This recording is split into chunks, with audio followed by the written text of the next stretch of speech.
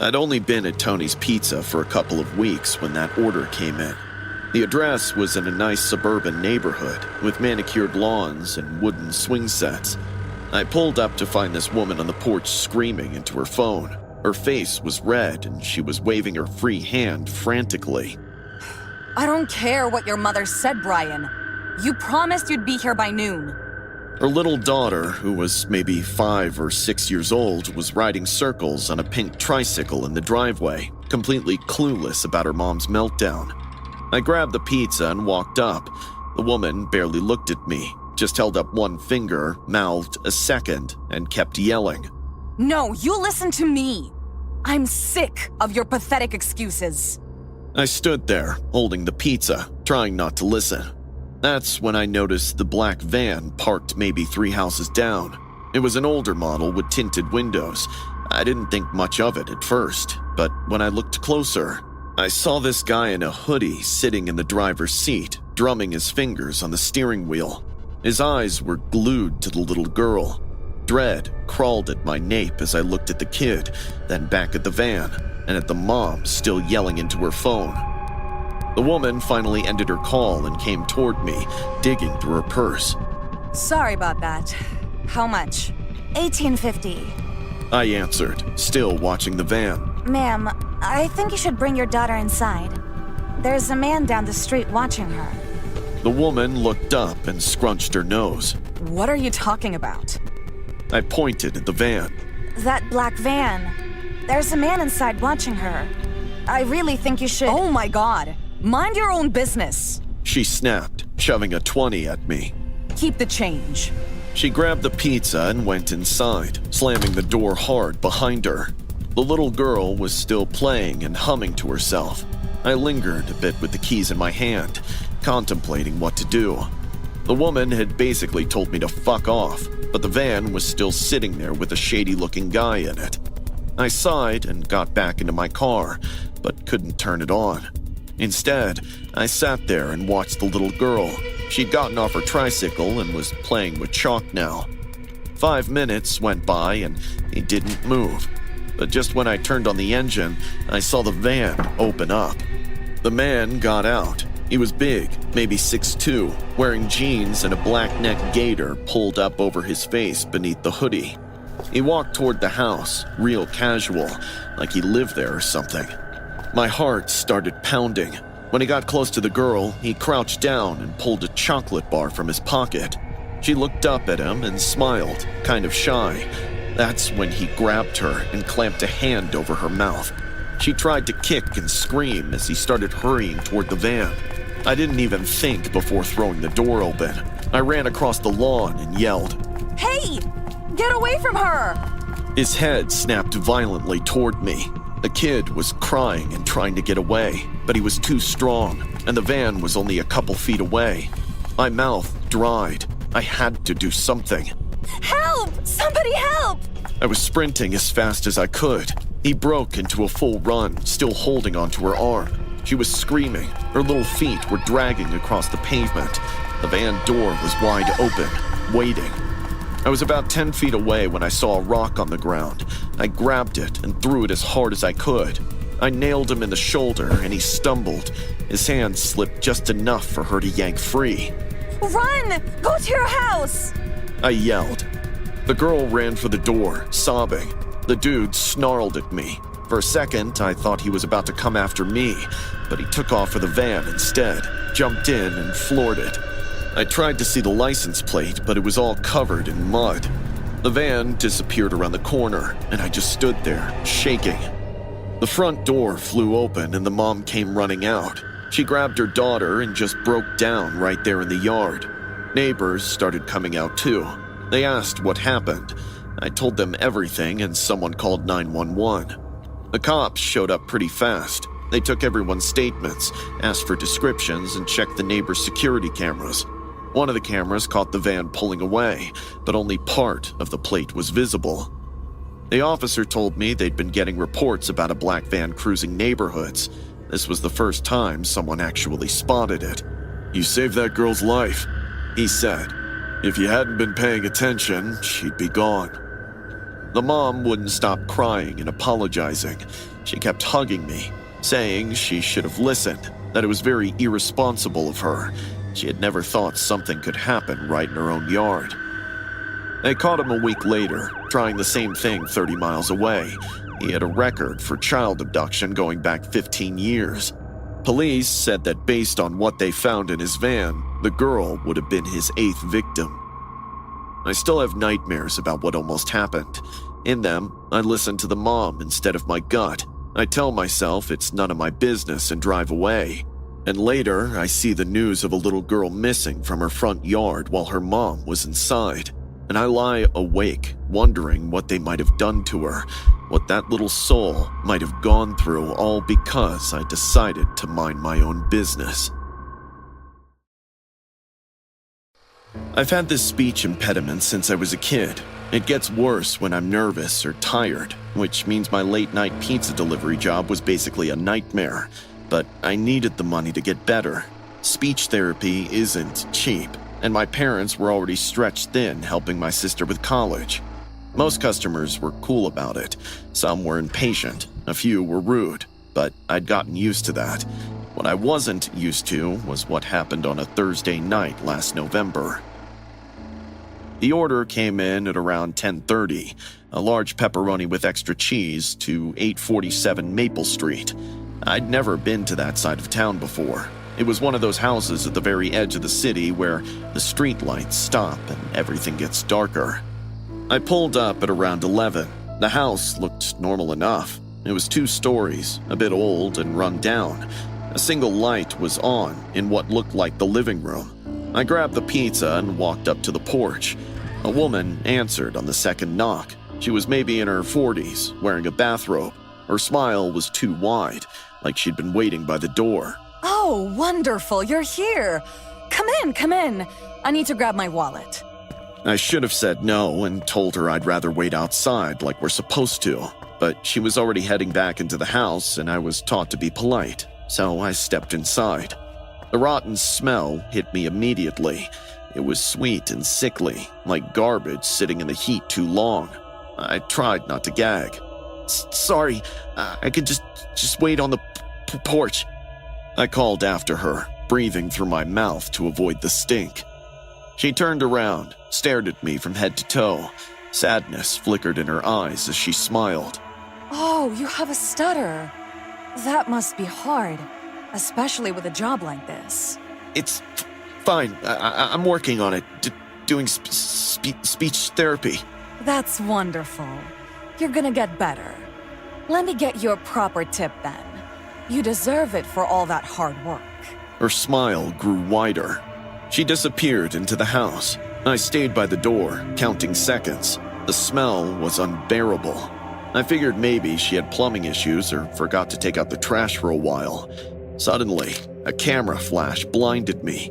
I blinked, seeing spots, and she was suddenly on the stairs with a Polaroid camera, giggling. Sorry. I just love taking photos of my visitors. You have such a kind face. I really need to go, I said, my heart racing. Of course. Let me just grab your money. She came downstairs and placed the Polaroid on a stand right next to the stair and disappeared into the kitchen. I should have run right there.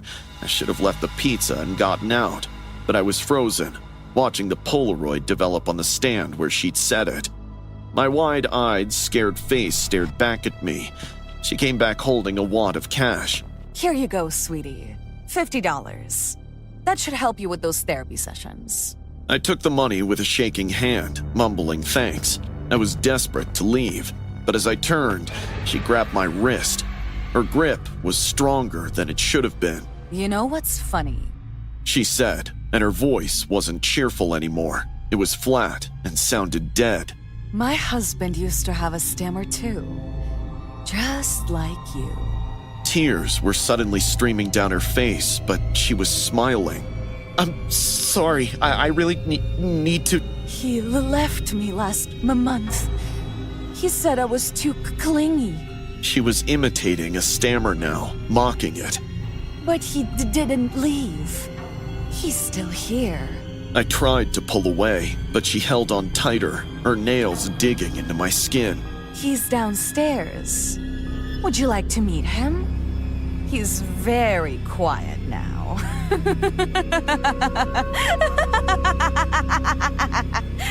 She was crying and laughing at the same time. The combination made my skin crawl. I yanked my arm free hard enough that she stumbled backward. I didn't stop to see if she was okay. I ran for the door, threw it open, and sprinted to my car. My hands were shaking so badly I could barely get the keys in the ignition. As I pulled away, I saw her standing in the doorway, still laughing and waving. I drove straight to the pizza place and told my manager I was done for the night. He took one look at my face and didn't argue. I didn't call the cops. What would I say? That some weird lady gave me a big tip and said creepy things and she smelled bad? They'd think I was overreacting. But 3 days later, it was all over the news. A woman at 847 Maple Street had been arrested after police received a complaint about a foul smell coming from the property. They'd found her husband's body in the basement. He'd been dead for over a month. The news showed her photo, and my heart stopped. It was her. The reporter said she'd been having a breakdown after her husband tried to leave her. She'd hit him with a lamp during an argument, killed him, then refused to accept he was dead. She kept talking to him, bringing him meals, having full conversations with his corpse in the basement. Police found she'd been ordering delivery to the house regularly, but she always made the delivery people wait on the porch. I was the only one who'd been inside for weeks. They found my Polaroid in her collection, along with dozens of others from months before, back when she used to invite people in more often, before the smell got bad enough that she had to stop. The detectives said if I'd gone downstairs with her that night, there's a good chance I wouldn't have made it back out. I quit the pizza delivery job that same week. My manager understood. I still have nightmares about that smell, about her laugh, about how close I came to going downstairs when she asked. Sometimes I wake up convinced I can hear that high-pitched giggling outside my window. The $50 tip is still in my drawer. I've never spent it, just can't bring myself to touch it. It happened on a Wednesday in October. Mark, my husband, manages Tony's Pizza downtown and was working late doing inventory that evening. My 7-year-old Liam and I were having dinner when the doorbell rang. I glanced at the clock. It was 7:30. When I looked through the peephole, Dylan, one of Mark's recent recruits, was standing there with a pizza box. I'd met him a couple of times and knew him as this quiet and polite guy who never really caused any trouble. Hey, Dylan. I said, opening the door. Mark's still at work if you're looking for him. I know. He replied with a smile that looked tight. He sent this for you guys. It's on the house. I didn't remember Mark saying anything about pizza, but it wasn't weird. Sometimes he sent leftovers home. Oh, thanks. I said, reaching for the box. Only Dylan didn't let go. That's when I noticed his bloodshot eyes and that faint reek of alcohol. But before I could shut the door, Dylan shoved his way inside. I stumbled back, more confused than scared. What are you doing? He slammed the door and threw the pizza box on the floor. Your husband fired me today, said I was stealing. My heart started pounding. Dylan, you need to leave. Right now. Stealing? He laughed, throwing his head back. I took $40, Sarah, because my power was getting shut off. Your dear Mark fired me over $40, called me a thief in front of everyone. I'm sorry, but that has nothing... He grabbed my hair and yanked me backward. I screamed as the pain shot through my scalp like fire. He slapped me across the face so hard that everything went white for a second. Quiet, witch! He hit me again, making me taste blood in my mouth. Mommy! Liam's voice rang from the kitchen doorway as he came running in. Run, Liam! Go! I screamed, but my baby had frozen in place. His face was white as a sheet, and he was still holding his juice box. Dylan dragged me toward the living room by my hair. I tried fighting, but he was so much bigger and stronger. He threw me against the wall, and I hit it hard. My shoulder exploded with pain. This is your fault, he kept saying. Your husband's fault. You're gonna pay. He pulled a gun from his jacket and pointed it at my face. Dylan, please. Please don't. I have a son. And I'd a life before your husband destroyed it. That's when Liam moved. He ran at Dylan, screaming. Leave my mommy alone! He hit Dylan's legs, kicked and punched with everything he had. Dylan stumbled, and I tried to make it to the door, but he caught himself fast. You little brat! He yelled and pushed Liam so hard his head hit the corner of the coffee table with a crack. He rolled onto the floor and didn't move. Blood started pooling beneath his head. Liam! Baby, please, wake up! I screamed, crawling to him, but there was so much blood. Dylan looked down at what he'd done and panicked. I didn't mean... I just pushed him. Oh, God. He bolted out the door, leaving it wide open. With shaking hands, I grabbed my phone and called 911. The dispatcher tried calming me down, but I could barely breathe. Still, I pressed my hands against the wound on Liam's head, trying to stop the bleeding. His eyes were closed. His little body was still. Stay with me, baby. Please stay with Mommy. I whispered, hiccuping. The ambulance came fast. Paramedics took over while I just stood there, covered in his blood. They lifted him onto a stretcher and I climbed in beside him, holding his hand. One of them kept talking about skull fracture, brain injury, but it barely made sense. At the hospital, doctors rushed him into surgery. Mark showed up terrified, and I collapsed into his arms, telling him everything through sobs. Police came and took my statement, promised they'd find Dylan. Around midnight, the doctor came out. Your son's in a coma. The head trauma was severe. We've done everything we can.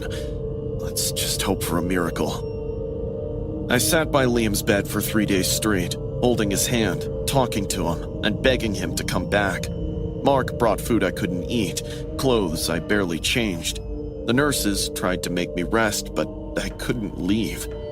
On the third day, the police came back. They'd found Dylan in some alley 2 towns over, passed out drunk. He was arrested, charged with assault and attempted murder. He'd go to prison a long time. I sat by Liam's bedside, his tiny hand limp in mine, a beeping of the monitors the only sign that he was still here with me. My throat ached from whispering prayers that never seemed to reach anywhere. The room smelled of antiseptic and fear. I brushed his hair off his forehead, my voice trembling. The one who hurt you is behind bars now, baby. Please, come back to us.